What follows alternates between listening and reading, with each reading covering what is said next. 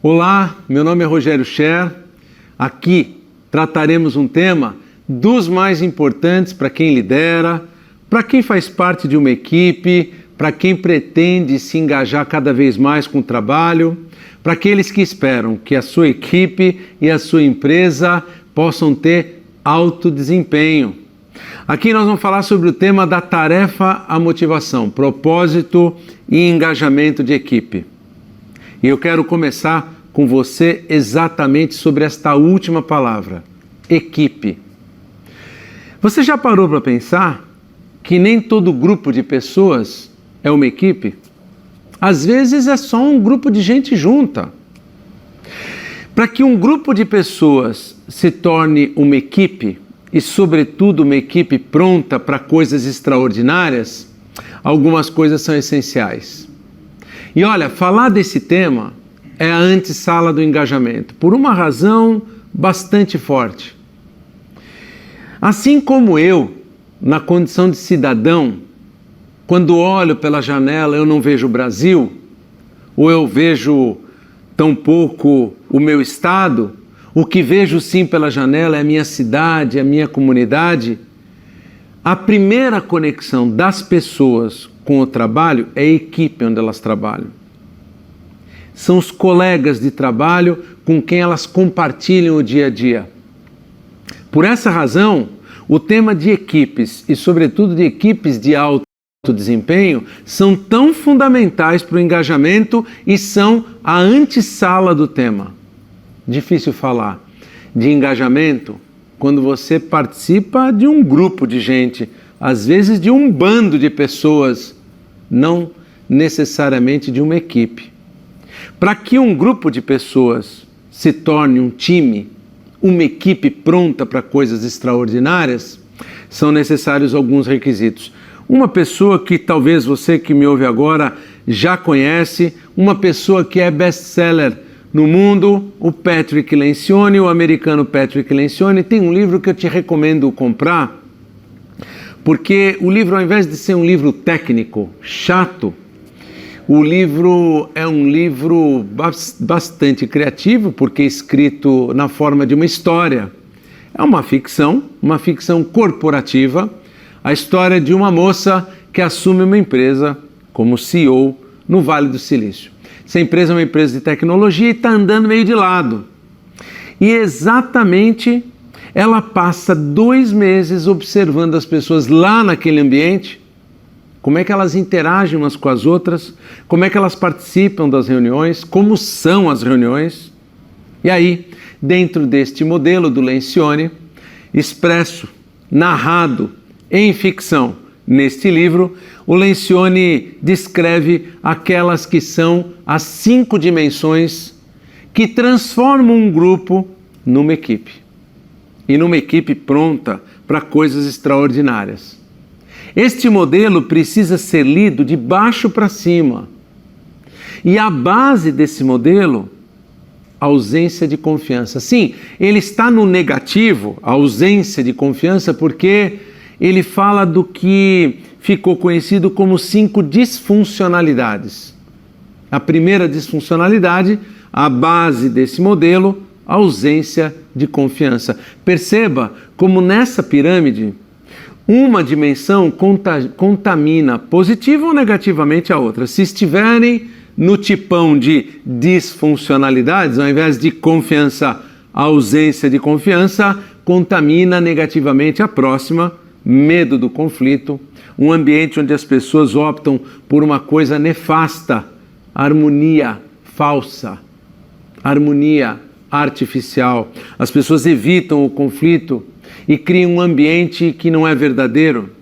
A falta de comprometimento, a terceira dimensão, ela não tem nada a ver com suar a camisa, trabalhar muito, se esforçar muito. A falta de comprometimento neste modelo tem a ver, primeiro de tudo, com falta de posicionamento. Falta de uma cultura de prestação de contas, desatenção a resultados, são as dimensões que seguem aí nesse modelo, compreendendo, portanto, as 5 dimensões, que, se forem disfuncionais, você terá no máximo um grupo e não uma equipe. Se for um grupo e não uma equipe, já estará comprometida a primeira possibilidade de você experimentar engajamento. Você como líder, você como liderado, você como membro de um coletivo que não seja uma equipe, muito difícil você se engajar. Vamos fazer o seguinte, vamos colocar um zoom, uma lupa em cada uma dessas 5 dimensões. A primeira dimensão, a ausência de confiança. O medo de ser vulnerável com membros da equipe impede a construção de confiança dentro da equipe. É fato que uma palavra aqui chama muita atenção, e é a palavra vulnerabilidade. O medo de ficar vulnerável. Ora, se eu pedisse para você dar um significado, um sinônimo para a palavra vulnerabilidade, você sem dúvida diria: não, algo vulnerável é algo fraco. Vulnerabilidade lembra alguém exposto, lembra fragilidade, lembra alguém colapsando. Nas relações humanas, vulnerabilidade tem não só outro significado, mas outro poder. E não é negativo. Para máquinas e equipamentos, vulnerabilidade será sempre uma péssima notícia, mas nas relações humanas não. O que acontece quando ficamos vulneráveis uns com os outros? O que acontece quando você fica vulnerável com alguém? Você é visto, você é ouvido na tua versão mais verdadeira. Eu, desde que saí da Natura, onde fui diretor de RH até 2011, abracei esse caminho da consultoria e navego a cada dia num ambiente, num grupo de líderes, num tipo de cultura. E eu já testemunhei inúmeras vezes, dando conta estas tantas vezes do quanto que a vulnerabilidade constrói confiança. Quero rapidamente mencionar uma das situações que testemunhei poucos meses atrás. Há uma empresa no Brasil muito conhecida, você certamente a conhece, que está sendo preparada para ser vendida. E o vice-presidente de operações dessa empresa assume então a árdua tarefa de cortar alguns quilos dessa empresa, se é que você me entende. Corte de despesas, corte de custos, corte de investimentos, corte de pessoas. A empresa precisa perder uns quilos para caber num vestido bem apertado para o tal casamento que esperam para ela. Bom, no meio de uma das reuniões, eu estava lá como consultor facilitando a reunião, até que uma das diretoras que responde para esse vice-presidente, ela bate as 2 mãos em cima da mesa, ela levanta, olha para o grupo ao seu redor e diz: eu concordo com as decisões que estamos tomando. Com isso eu fico de bem, é da vida de gestão ter que enfrentar o que estamos enfrentando, mas eu não concordo com a maneira como estamos aqui conversando. Quero dizer a vocês que eu não reconheço mais esse grupo e tenho vindo trabalhar aqui todos os dias com um enorme nó na garganta. Bom, ela termina aquela fala e explode em choro. Meu caro, minha cara, pense num climão. Enquanto aquela moça chorava, olhava todo mundo para a cara do líder. Algo como dizendo todos com os olhos para ele: vai que é tua, garotão, diz aí alguma coisa inteligente agora. Se você estivesse nessa sala, você teria um curso inteiro de liderança em poucos segundos. Este líder, com um centramento incrível, em absoluto silêncio, ele olhava para ela e passava para todos nós naquela sala 2 fortes sensações. A primeira, de que tinha restado só ela ali naquela sala. E a segunda, de que ele teria o resto do dia para ouvi-la, com muita atenção e paciência. Ele continuou ali, alguns segundos, olhando para ela. De repente ele rompe aquele silêncio barulhento que ele fazia, ele coloca as 2 mãos no rosto, olha para ela no tom mais francamente vulnerável e diz: eu tenho me sentido igualzinho você. Olha, o que aconteceu com a sala foi impressionante. A sala despressurizou. Naquele instante as pessoas pararam o chororô e começaram imediatamente a reconstruir uma direção comum. Qual é o aprendizado desta história e de outras que eu passaria horas aqui narrando a você? Quando você vê alguém vulnerável, não é alguém fraco que você vê. Até porque é preciso ter muita coragem para ficar vulnerável na frente de alguém. E o que acontece quando eu fico vulnerável na sua frente, eu dou um passo na sua direção, você dá um passo na minha, diminui a distância entre nós, e essa maior proximidade é igual a mais confiança. Quando ficamos corajosamente vulneráveis, geramos ao redor mais proximidade, mais conexão e uma propensão maior a haver confiança nesta relação. Isto serve não só para a relação no trabalho, não só na relação entre líder e liderados, mas entre pares, entre liderados e líderes, entre cônjuges. No fim, isto é profundamente pré-requisito para qualquer tipo de relação entre seres humanos. Ficar vulnerável é um ato de coragem, não é um ato de fraqueza e não por outra razão, é o pressuposto fundamental para que dentro daquele time exista conversa corajosa. Esta é a primeira dimensão. A ausência de confiança é a disfuncionalidade a ser evitada, sob pena de que esse modelo todo fique completamente frustrado. E você trabalhe no máximo num bando de gente junta, não numa equipe. A segunda dimensão, ela é o medo do conflito. Acompanhe aqui comigo.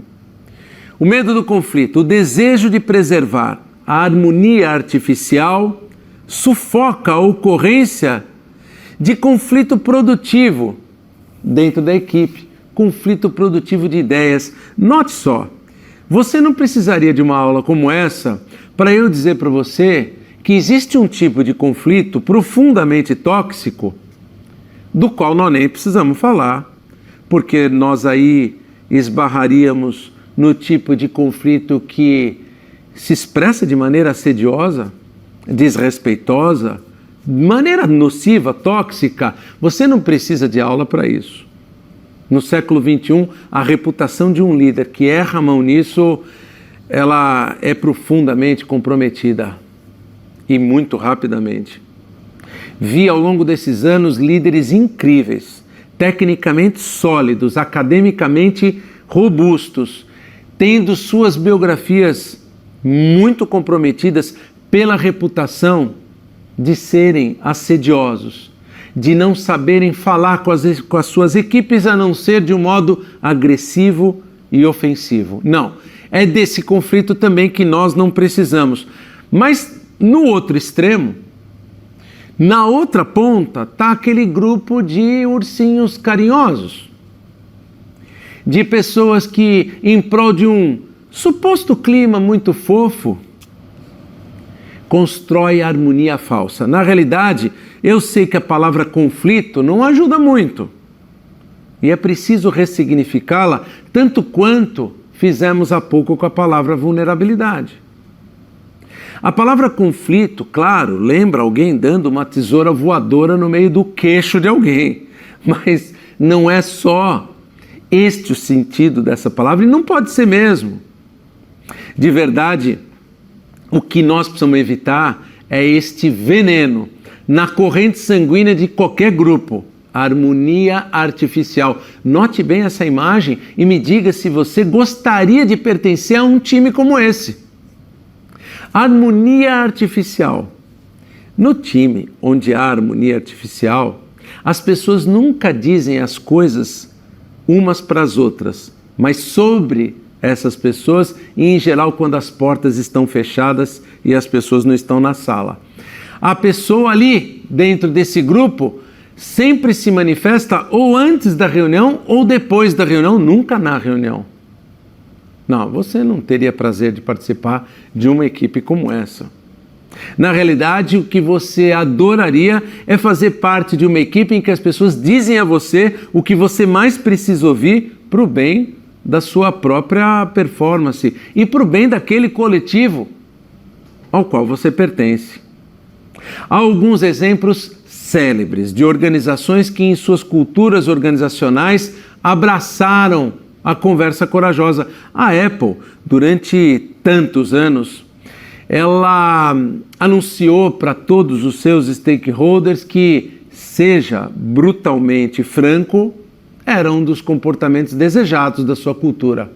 Era valor na sua cultura. Seja brutalmente franco. Bem, essa fruta mordida, não por acaso, dependendo do valor das ações daquela semana, é a empresa mais valiosa do planeta.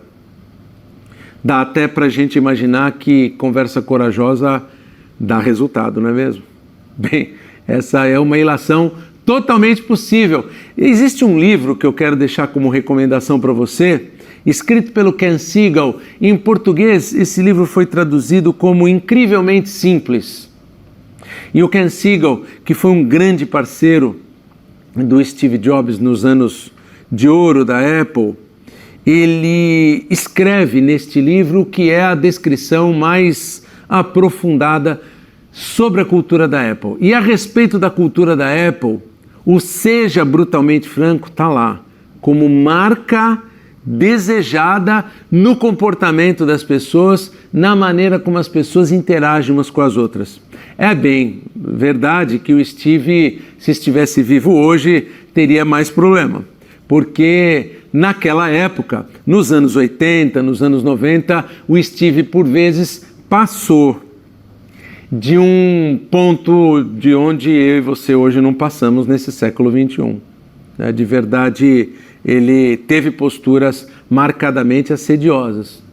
Bom, depois do seu afastamento em 2009 pelo câncer, depois da sua morte em 2011 por este câncer e por toda a sucessão que seguiu-se na Apple, perdurou em sua cultura, ou seja, brutalmente franco.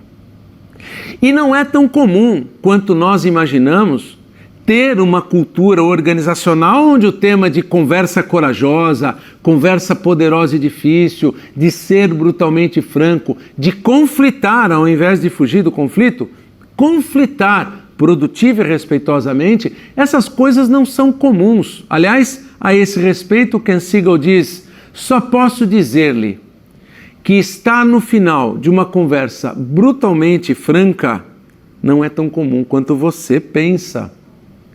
Veja o que ele diz na sequência: muito mais comum no mundo corporativo é a verdade envernizada, seguida de perto pela verdade esporádica.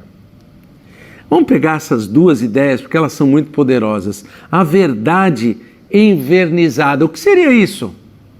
Ora, posso eu aqui muito bem imaginar que a verdade envernizada talvez fosse algo do tipo: um líder chama alguém da equipe e diz: fulano, seu trabalho não está bom, ele também não está ruim, né? Até porque quando está ruim não vai estar bom, se está bom vai estar ruim. Meu Deus, o que isso quer dizer? Quem é que entendeu?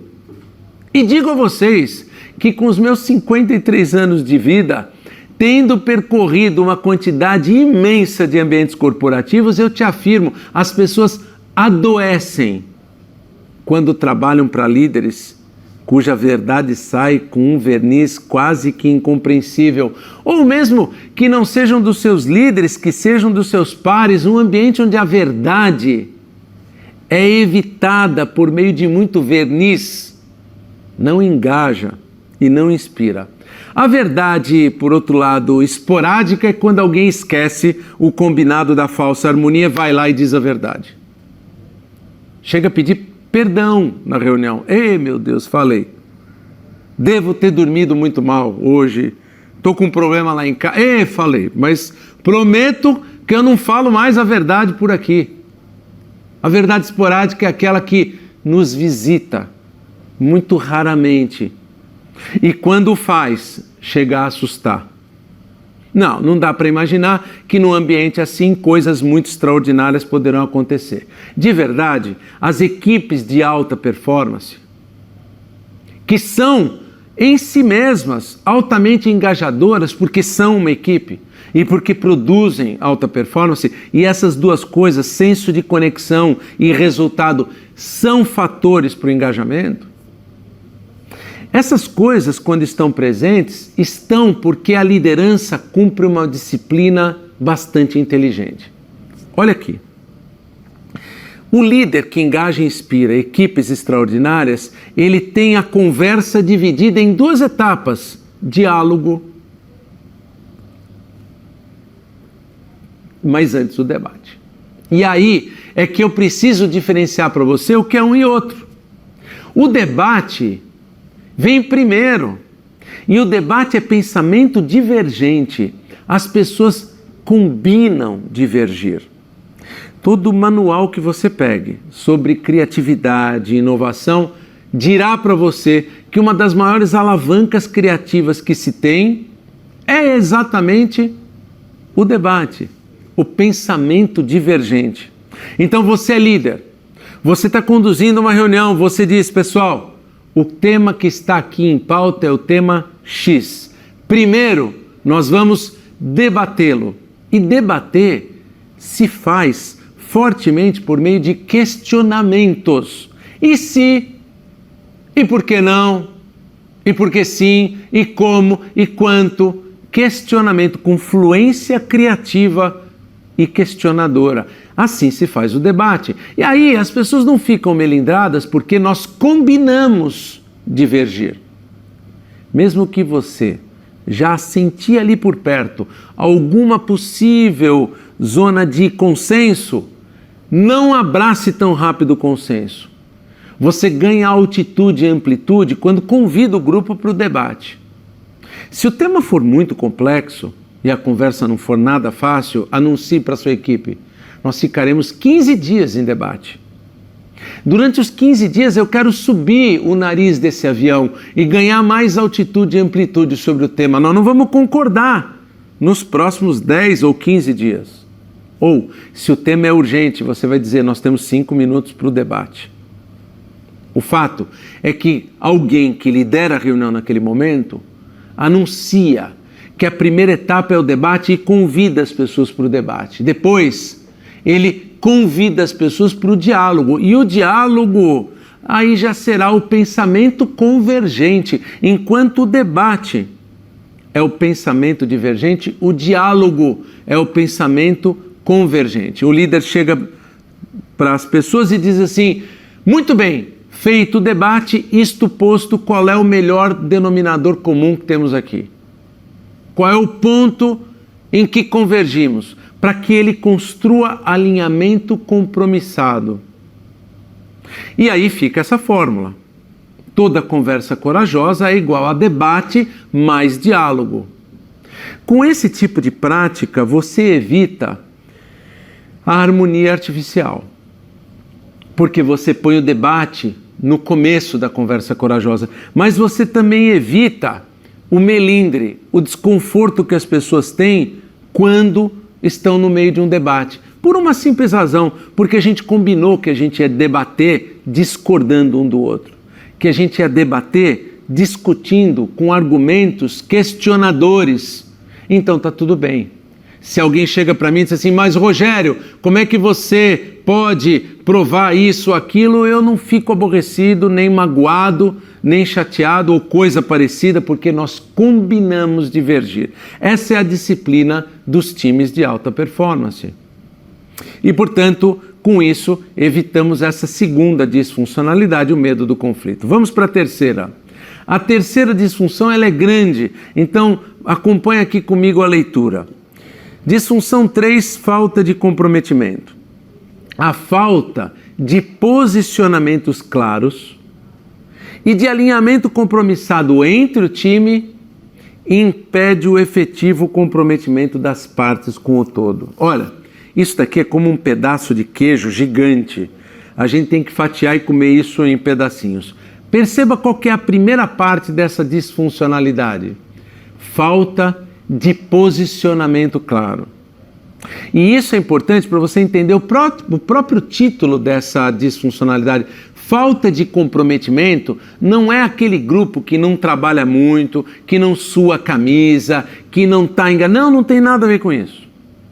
A falta de comprometimento é porque as pessoas não se posicionam para não se comprometer.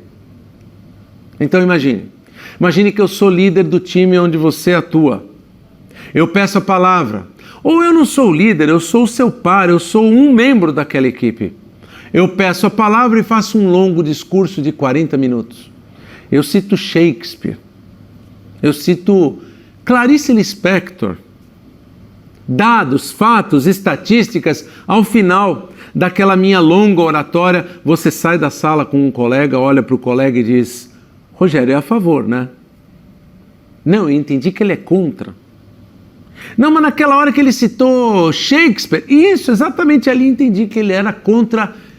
Olha, isto sequer combina com equipe de alta performance, mas muito menos com liderar. Porque liderar não significa navegar na neutralidade. Líder neutro é nada, e nada é coisa alguma do ponto de vista de contribuição para tudo isso que estamos aqui falando. De verdade, só tem 3 posições para um líder assumir, só 3. Ele é a favor, ele é contra, ou ele ainda não sabe. E ele admitir corajosamente vulnerável para o time. Pessoal, eu quero ser bem claro para vocês, eu não tenho a mais remota ideia do que fazer sobre esse tema. Isto é possível, é permitido, porque não existe em ambiente corporativo algum, nem Mulher Maravilha, nem Super-Homem. E, portanto, é possível que eu fique corajosamente vulnerável para dizer: eu ainda não sei o que fazer sobre esse tema, razão pela qual preciso colocá-lo em debate mais uma vez e outras tantas vezes, se precisarmos. Então, a primeira parte dessa disfuncionalidade é a falta de posicionamento claro. Adiante, na sequência, o Lencioni diz: quando as partes se tornam mais importantes do que o todo. O que isso quer dizer? Primeiro vamos à palavra. O que a palavra parte aí quer dizer? A parte pode ser o meu interesse como parte, eu como indivíduo.